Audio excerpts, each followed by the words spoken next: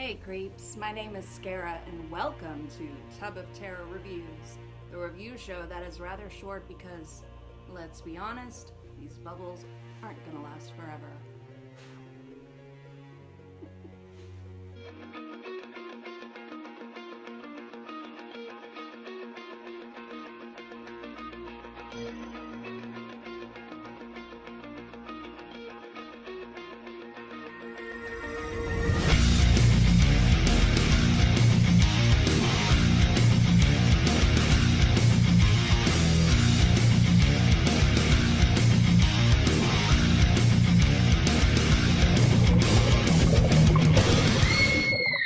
I'll be reviewing the 2019 version of Pet Sematary.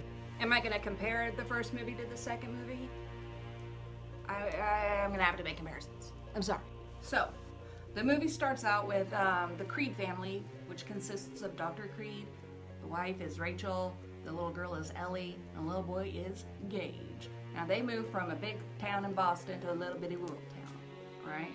Soon after moving to the boondocks, the family discovers that they are living on the property that there also happens to be a creepy-ass pet cemetery. Alright, there's a parade of children, there's animal masks, it's a thing. Two other characters that are in lead roles in this film are Judd, played by John Lithgow, and Church the cat, played by, I don't know, probably a litter of cats, probably 6 or 7 cats. Maine Coon cats. So Judd is the Creed's neighbor, and he's a lonely old man. He's a tad bit grumpy, but soon enough Ellie wins over his heart and they become pals, and then he becomes all friendly with the Creed family. So here's where I have to shine the light on John Lithgow's performance, because he had giant Herman Munster-sized shoes to fill. Fred Gwynne was the actor that originally played the Judd character, and he was Judd, okay? Like, the image of Fred Gwynne as Judd is seared into my brain. Even after seeing John Lithgow's master performance of the same character, to me, Judd is still Fred Gwynne. But John Lithgow was a joy to watch. He is a national treasure. And if you don't agree, you can fight me. My address is 11. Oh my gosh. And then there's Zelda. When I was a wee little witch, watching Zelda in the first Pet Sematary was maybe one of the scariest things for a youngster. It was frightening. Zelda in the remake is alright too. That actress does a fine job. And the special effects makeup work on Zelda's twisted spine is really cool too. But there was something about the original version's special effects makeup of Zelda's twisted spinal meningitis body that somehow is darker and creepier and dirtier, filthier. In both versions, young Rachel is terrified of her bedridden sister Zelda. There's a twist in how Zelda dies in the second movie that's different from the first. And honestly, I don't know why they did that, because the twist doesn't seem to advance the plot. You know what I mean? It's just like, oh, we made it different, guys. We made it different. We have a new version in 2019. It's different. Zelda dies in a different way. The other ultra scary character from the 1989 version was Victor Pascal. The fella, the college guy that gets hit by the bike and has the giant head injury.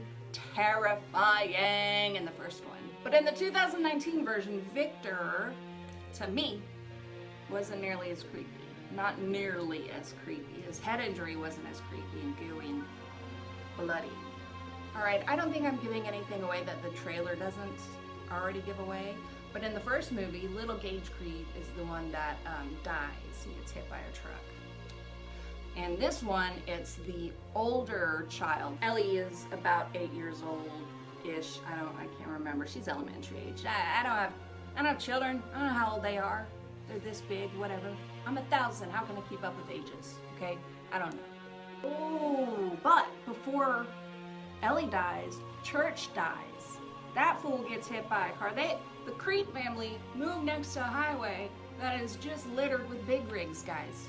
I guess I got a discount. Can I ask you a question? Why do you think that the realtor for the Creed family didn't point out that they were moving next to the highway of death that is full of semi-trucks and trailers and whatnots. So like I said, Church the cat, boom, gets hit by a semi, dies. And that's where creepy old neighbor Judd comes in and is like, if you bury the cat in the Pet Sematary, which is actually a different cemetery than the Pet Sematary, it's a cemetery beyond the Pet Sematary. If you bury your cat there, he'll come back from the dead. He'll come back from the dead. Now, if your dang creepy elderly neighbor came and told you about a pet cemetery that would bring your dang creature back from the dead, wouldn't you call the authorities? If I had an elderly neighbor who all of a sudden came to me and said, hey, your dead cat can be brought back to life if you bury him in this cemetery over yonder where the ground might be sour, I'd be questioning his cognitive status. Okay, I'd be wondering if dementia was setting in or something. Did he have a stroke? But no, Dr. Creed buys it hook, line, and sinker. And they get the cat and they go. You all know where this is going. If you bury your cat in a dang ancient cemetery burial ground for whatnots and who's-its, that cat is gonna come back as something dark-sided. My favorite. So here's where the biggest differences of the two movies lie, I think. The first movie, there was really a lot of setup in the idea of death with Zelda being ill and, you know, wife having to watch her die. In the first movie, it was heavily implied that Rachel Creed was relieved when Zelda died. I mean, she was running around the house screaming, Zelda's dead, Zelda's dead, and kind of laughing about it. She was relieved because it was hard to watch her sister being tortured in her own body, bedridden, and just knotted up and twisted. It was hard to watch that because sometimes dead is better.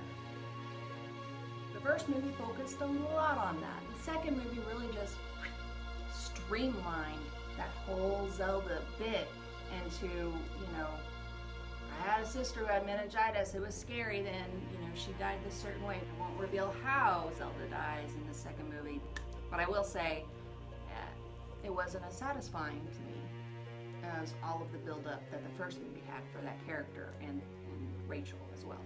Okay? After the cat dies, the movie just takes a different course, and it's almost like they're just like, they rewrote the ending to try to be really different and shocking. Now I gotta say, I liked seeing someone else's vision of how that story could end in another universe, how things end up for the Creed family, right? I liked that. That was kind of cool. But you see, what was beautiful about the novel, that the first film captured, was the theme that unprocessed grief can be deadly. You have to go through that shit. I will say this. Could I have like such a great impression of the first movie in my mind because I saw it as a child, so I think it was creepy because it was creepy to me as a child? Yes. Overall, Pet Sematary 2019 wasn't a bad movie. It was well acted, it looked cool, but I wasn't scared or creeped out at all. Now I'm curious. I'd like to know if you've seen both versions of Pet Sematary. Let me know which one you thought was creepier, which one you thought was scarier. As you can see, I've ran out of bubbles to cover myself with, so I've gotta go. But go ahead and in the comments, let me know what movie you want me to review next, and I'll try to oblige. Until next time, I'll see you on your screens. Mwah.